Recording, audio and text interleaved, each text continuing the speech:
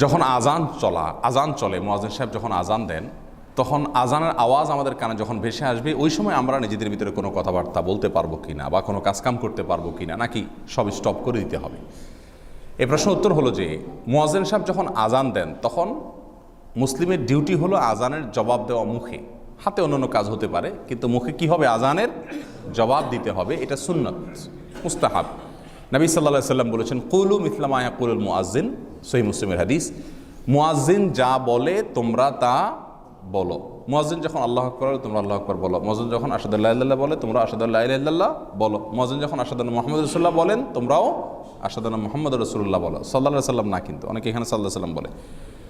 মুয়াজ্জিন যখন হাইয়া আলাস সালাহ হাইয়া আল ফালাহ বলে তখন শুধুমাত্র লা হাওলা ওয়ালা কুওয়াতা ইল্লা বিল্লাহ বলবে। আর বাকি যা আছে তা আশহাদু আন্না মুহাম্মাদুর রাসূলুল্লাহ বললে যে আশহাদু আন্না মুহাম্মাদুর রাসূলুল্লাহই বলতে হবে, এই কথাও মুসলিমের হাদিসে স্পষ্ট নবী সাল্লাল্লাহু আলাইহি ওয়াসাল্লাম উল্লেখ করে দিয়েছেন। অতএব এখানে কেউ বেশি বুঝা সাল্লাল্লাহু আলাইহি সাল্লাম বললে কিন্তু কি হবে? সেটা ভুল হবে। বেশিরভাগ মানুষ এই ভুলটা করেন। হ্যাঁ, সাল্লাল্লাহু আলাইহি সাল্লাম পড়বেন আপনি, সেটা হলো আজানের পরে গিয়ে। আজানের পরে গিয়ে আজানের জবাব দোয়া যখন পড়বেন ওই সময় আপনি দুরুদ পাঠ করবেন, এক হাদিস দ্বারা সেটা প্রমাণ হয়। কিন্তু আজান চলাকালীন যা শুনবেন তা বলবেন। তাহলে আজান যখন চলবে একজন মানুষ মুয়াজ্জিনের আজানের জবাব দিবেন, এটা হলো সুন্নাত, মুস্তাহাব, ভালো। কিন্তু যদি কেউ কথাবার্তা বলেন তাহলে সেটা গুনাহ হবে না। সেটা কি হবে না? গুনাহ হবে না। আমরা অনেকে আজানের সময় কথা বললে এটাকে মহাপাপ মনে করি, অনেক বড় অন্যায় মনে করি।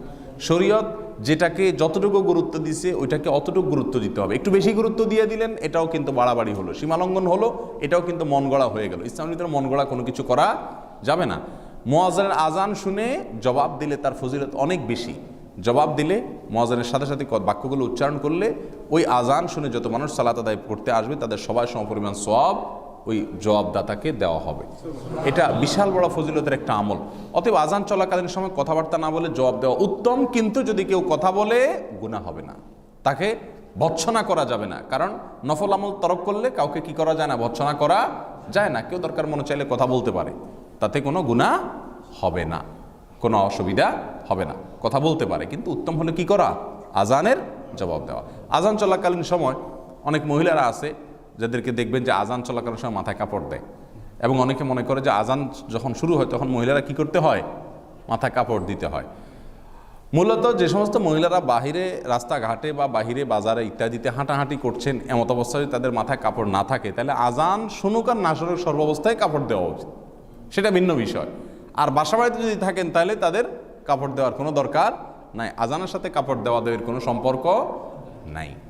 অতএব আজান শুনলে মহিলারাও তাদের স্ব অবস্থান থেকে কি করবেন? শুধুমাত্র আজানের জবাব দিবেন, পুরুষরাও জবাব দিবেন। কিন্তু কথা বললে গুনাহ হবে না, অসুবিধা নাই ইনশাআল্লাহ।